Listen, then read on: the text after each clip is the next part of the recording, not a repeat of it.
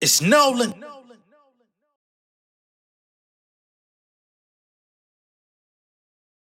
Serious life changed in the blink of an eye. Hello to my son, the same day I'm sending goodbyes. I've been on my grind since shake high, riding these bass lines. Finding comfort with the gray skies, watch how I take mines. I'm with the armory, leaving poverty. Niggas been calling me, only speaking of blood like arteries. Guess I'm ornery, ought to be with the ghosts. Been scripted with ghosts, meticulous practice, cognitive dissonance for the coast. Atlanta taught me well, keep the 808s in a large Chevelle. My lines punching like Whitaker, all Purnell. I never age, I'm like a for real. Shit that I write in the grill gives me the license to ill. For the new year, I'm only touching more classics and making them. For the cash, I've been draining them. My rhythm circadian. These my signature cadences. Y'all bit them and ate them. Chick-fil-A them, innovative. Need my shit up in them stadiums. I've been underrated. Roller humble, I played it like a film. I'm at a point I need a status coming like a deal. My bank told me you were like a meal. Niggas pushing rock, it was like a meal. Being soldier, life is real. How many niggas you know that could do this? Just this open discussion. I'm sick of niggas. Get some Robitussin and flow discussing. Keep up holding, bustin', take your hole and shove it. Fuck your bitch. Y'all been known for cooking. I got motion in my subdivision. Ain't no 22s in my atoms. I've been a factor, but the truth get redacted. From a city where they pumping balls. Ain't no shooting a basket, just shooting a bastard and spinning bandicoots. Been crashing. What's going on, beautiful people? It's the kid J Nolan here. Welcome back to another episode of Inside the Industry, your number one source for music, entertainment, commentary, and breakdowns.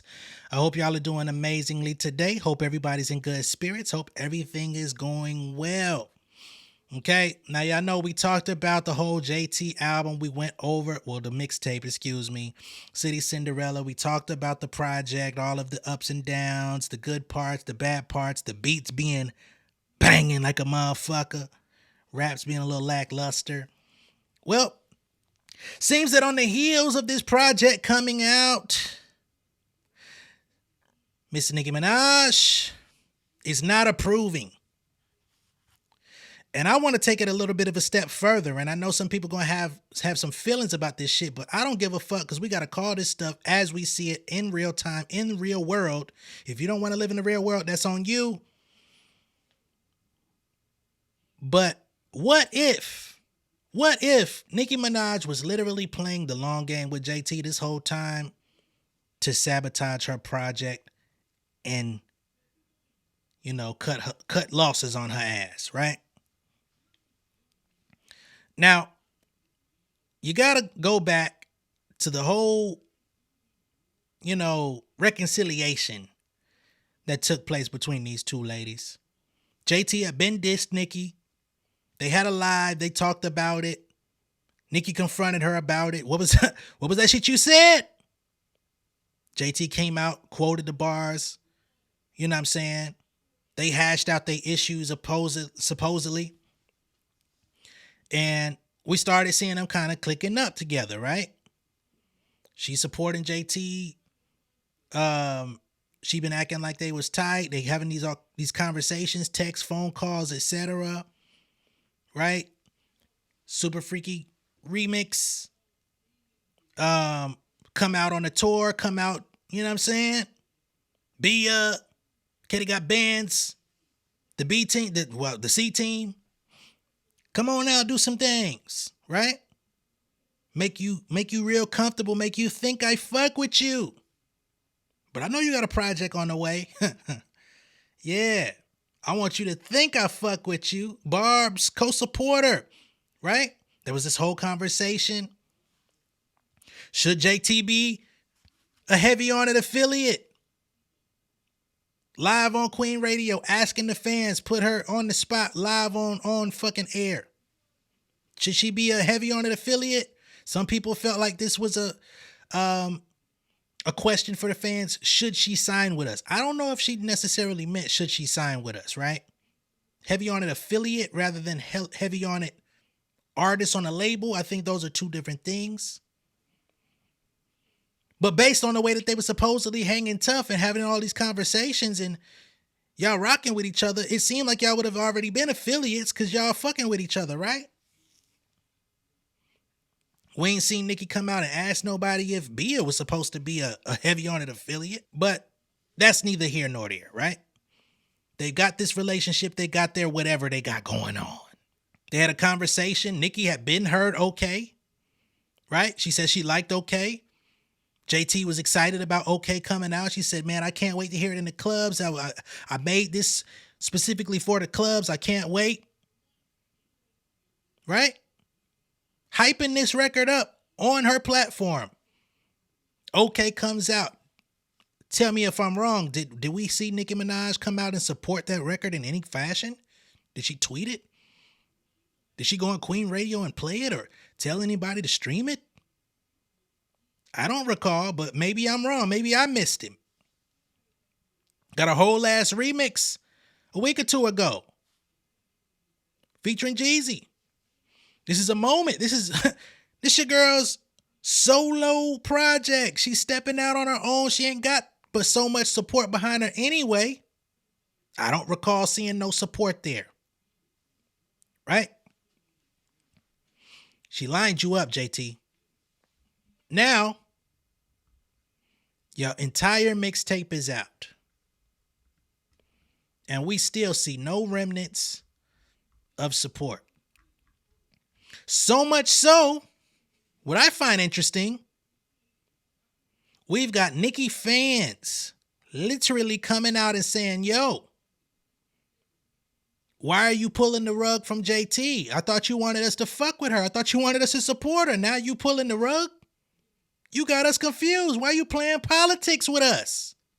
Reason being is because late last year, early this year, show solidarity. I need allies out this bitch. I got, you know what I'm saying?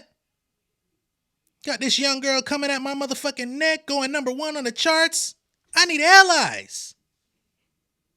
Don't mean I really gotta fuck with you, but I need to clean some shit up.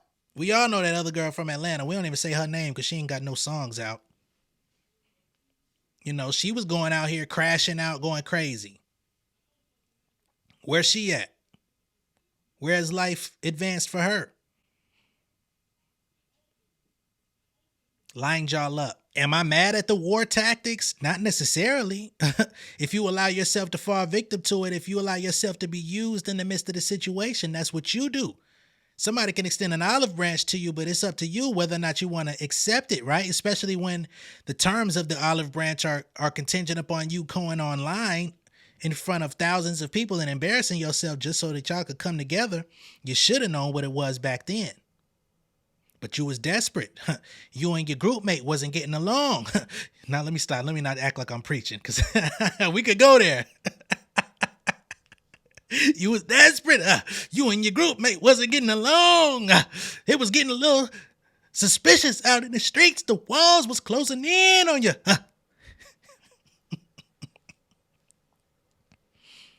Damn. You and Glorilla getting into it. Right? You taking shots and receiving shots from Megan. Everything was cool. You going at with Cardi. Y'all got common enemies. Seemed like a match made in heaven, or was it hell? Now we got actual barbs that's saying, where's this lady? She says Nicki Minaj has unfollowed her in the midst of supporting the JT album. And she says she was following me. Everything was all good up until I started tweeting out that I'm supporting the album. Now I'm blocked. Right? These are your fans. This is, or her fans coming out. I ain't really got to say too much of shit. I'm just reporting on it. Right? And again, if I'm sitting in Nicki's seat, I would probably, not me personally, but as someone that is trying to be the puppet master out here, if that were my position, I would have done the same shit. Right? Divide and conquer. If you dumb enough to let me infiltrate your situation, when you tried me, you think that I'm going to come and be on peace vibes? Yeah, all it took was what?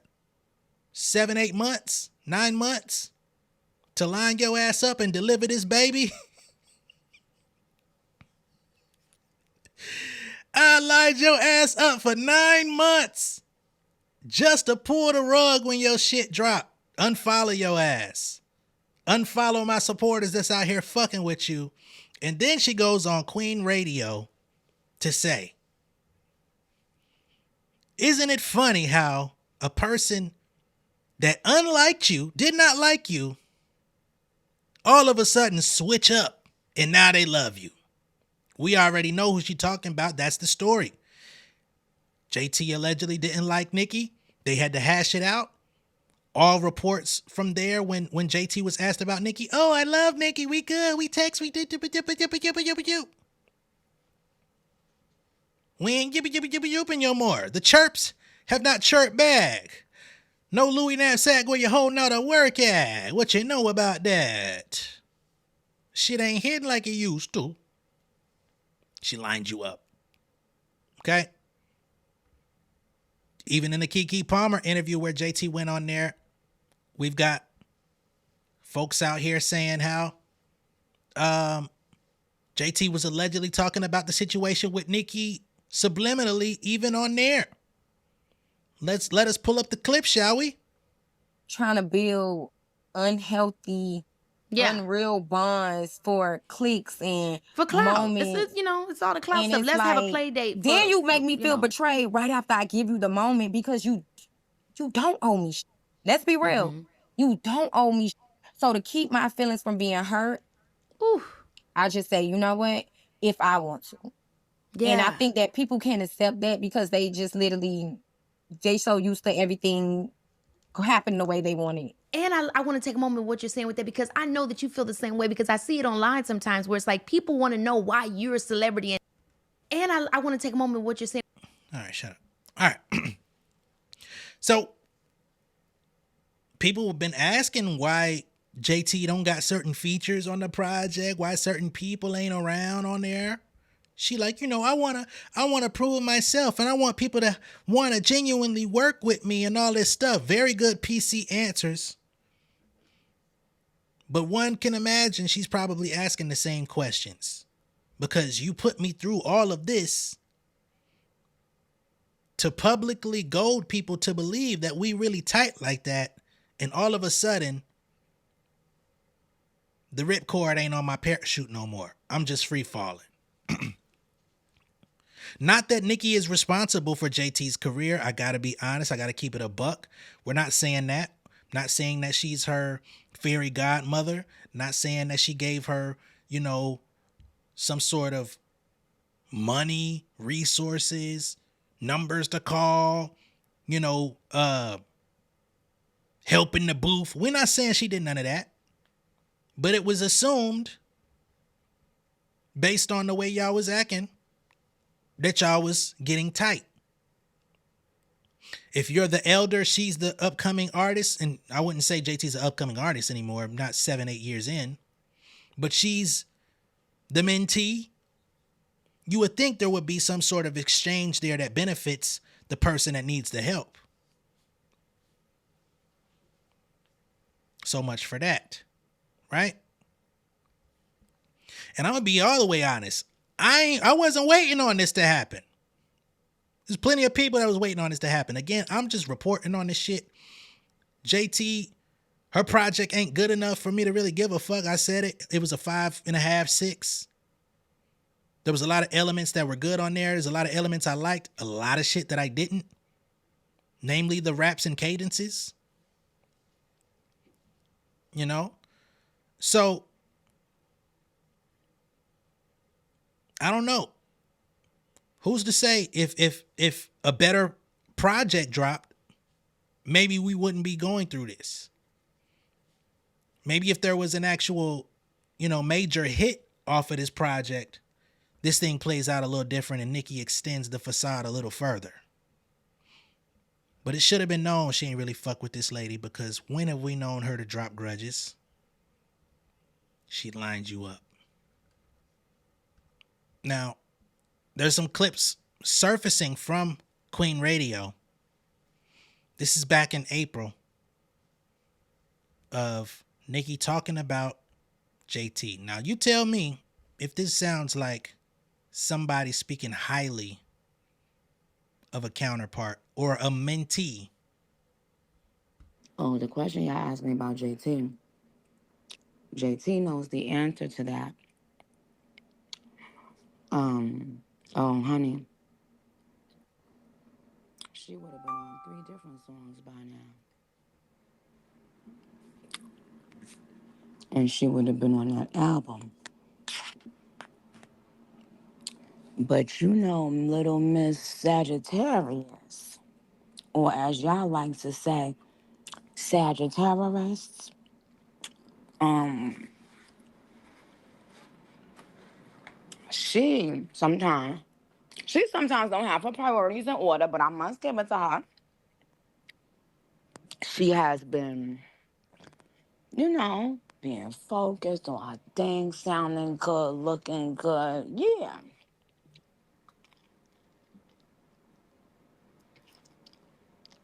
Um,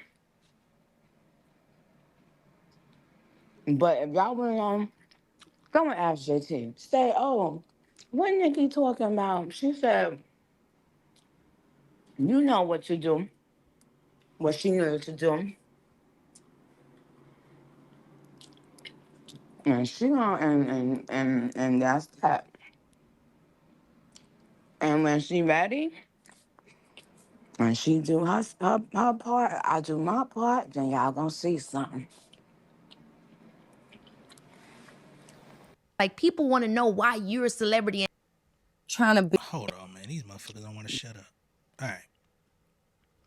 So, what could she possibly have needed to do to be on the project? Because she's claiming that there was a possible 3 records that could have been used on Pink Friday 2 that would have featured JT. But what was it? Did she need to fly out? Did she not want to catch a flight? Did she not want to meet you in the studio and prove that she could write in front of you on some Eminem shit? Like, what could it have been that prevented the working relationship from working? I don't know. It ain't my place to answer the question. I don't have the answer. But as we see today, the tide has changed.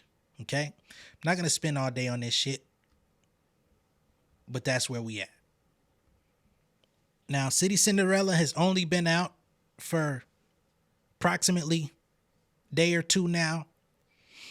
I don't know what the actual sales on the first week are gonna manifest themselves into, but I have seen a few people that are purporting, and we're gonna say that these are alleged results, right? Somebody is purporting that City Cinderella as an accumulative project has only reached 491,000 streams on Spotify. I do not know how accurate that is. I'm telling you that up front so nobody uses that as the church or the gospel. That's just something I'm seeing, that the entire project 1 through 16 accumulatively have reached 491,000 streams. I don't know how accurate that is. I do believe that OK was probably somewhere in that margin on its own. So that could be some bullshit. There's others out here that say the 13 new tracks failed to accumulatively surpass 1 million streams in the first 24 hours, which means that Spotify is having a hard time updating those numbers. I don't know how true that is. And the main reason why I'm speaking on numbers, not because I really, gauge my ear test off of that, but because when we talk about other artists like Megan Thee Stallion on this channel, we get people that come out here and want to jump out the window and talk about who's playing this and who's doing this and who's faking this and who got the numbers over here. So that's the conversation y'all be wanting to have. I got some people around here that's clearly lying, talking about this is one of the first rap song albums all year. Shout out to the homie Cement Mix, talking about this is the first female rap album this year. I saw people really talking about. People are talking less about this than they was Megan. Let's be honest, let's be real, let's be transparent with ourselves and stop the cap. Megan was trending when her album dropped. JT, I don't see. And what I did see was people agreeing with me that it's mid, that it's a 5 out of 10. And that's me as somebody who actually liked some of the project. Don't gas this up like it's great when it's not. To say it's better than Megan's album is absolute lies. And I'm still talking to you, Cement Mix. It's not. But if you like, based on the trap beats, maybe it's a little bit more palatable for you in your personal listening time. She's talking about selling dope on the album. Maybe that's a little bit more appealing to you because it sounds more masculine. Maybe that's what drew you to it, right? But come on, dog. Much love to you, though. We have plenty of discourse on the channel, but we got to stop the cap, brother. Unfortunately, we're going to delve back into Cardi B, Joe Budden territory because on the heels of Cardi going Captain Insano on Joe Budden on Twitter, Joe Budden went right to the studio, right to the podcast, and is now trying to retract statements, clean this up, and apologize to Cardi B. We've seen this before. This is a broken record. They do this about 2-3 times a year at this point. I'll play some of it. It's about an 8-minute clip. We're not going to sit through the entire 8, but what's Joe talking about?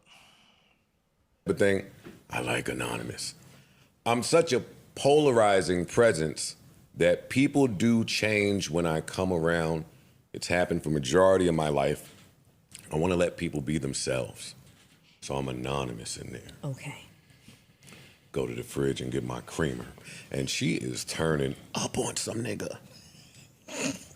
Nigga, she is in there like, yeah, you motherfuckers think you know me and y'all don't know a shit. And this nigga keep disrespecting. Nigga, I poured that creamer and said, ooh, right on time. Ooh, I caught him. I'm early in the space. Sip, sip. But she not saying a name. She just keep going. And I used to love this nigga. I'm sipping my tea saying, ooh, somebody is about to get it. I'm staying on. And she keep going off. But she's being a little vague, so I get in my car. I'm keeping this on my way to my second haircut appointment. It's like 1:30-ish.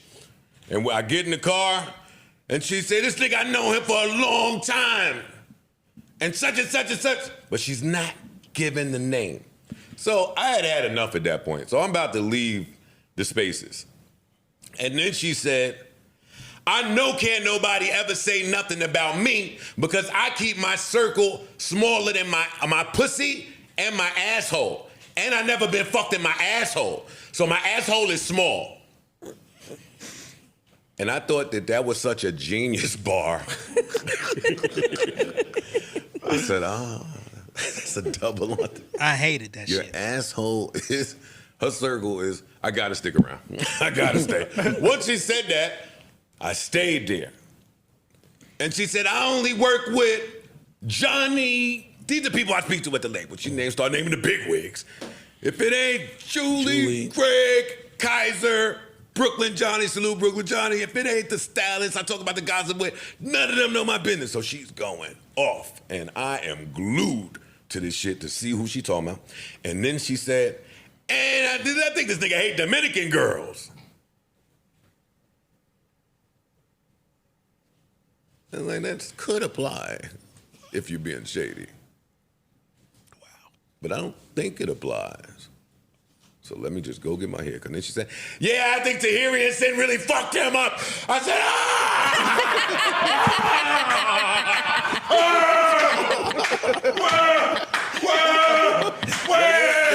oh, shit. Yo! Fool, son. Good for your fucking ass, nigga. Good for Joe Budden. You ever go to get some tea and it's yours? Yo, shit. My heart sunk to the floor. Holy shit. And then she just kept turning it up. She kept turning it up. Oh my God. But she's so great at what she does. It really was a great read and it was really entertaining. And no, I am about to go on a little rant. I want to start this with, Cardi said a lot, man. I want to start this with, Cardi is on my list of people that I'm going to love no matter what. As a musician, just in terms of story of someone from New York, there's absolutely nothing that Cardi B could get me to say negatively about her husband, or her family. So I did go back and listen to the last pod. If I've ever made a joke that has offended Cardi B, I'm sorry. I am. I tweeted that, and I mean it. It's part of growing up and being responsible and accountable. But some of that shit, man, I don't know. Cardi thinks that I have been unsupported for 2 years straight. She said that. She challenged anybody out there to find to find positive comments of me toward her in the past 2 years. I have grace in this instance because when you are that famous and that busy, I don't expect you to hear every podcast. I expect you to be a part of clip culture and people sending you clips. But I totally disagree with that. They're gonna call me a gaslighter. But shit, one of those years, she killed everybody on every feature, and we came in here for that year. I wanna highlight the 2 years she mentioned. That first year, she smoked everybody's boots on every record.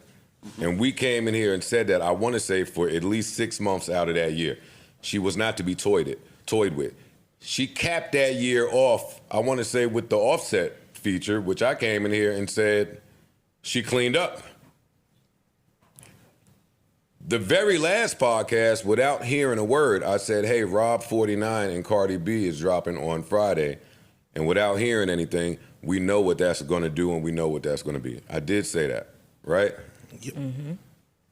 I also said during my Twitter rant where I was defending my honor and my good name that I would never, for the rest of Cardi B, at the time I said that lady, that was a little shady. And she heard me say it. She's like, that lady. Why is that lady? I did say on Twitter that for the rest of Cardi's career, I would be done speaking about her, whether it be music related or non-music related. Now that I've gotten some rest and I'm well nourished, I'm here to tell you the lie detector has determined it was a lie. As if we didn't know. I'm going to cover her. Yep. I'm going to keep covering her. I can't let people suppress my voice or strip me of it. And right, let me just say, because she said I compare her to bitches, I do think that... Kaboom. I do think that Nicki and Cardi are the bar. So I don't mean for anybody to take offense when I compare. I just think that they are the bar. But I'm still Team Cardi, even though I got kicked out of Barty Gang.